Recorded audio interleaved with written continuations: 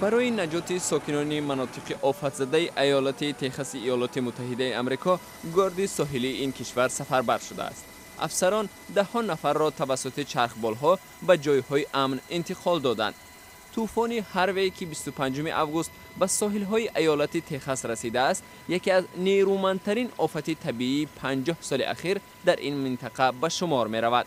شهر هیوستن که نزدیک 6 میلیون و 600 هزار اهالی دارد، زیر آب مانده است.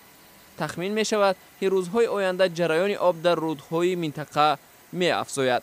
پرزیدنت ایالات متحده آمریکا دونالد ترامپ که طبق نقشه روز سه‌شنبه از تگزاس زیارت خواهد کرد، به منطقه های آفت زده 100% کمک وعده داده است.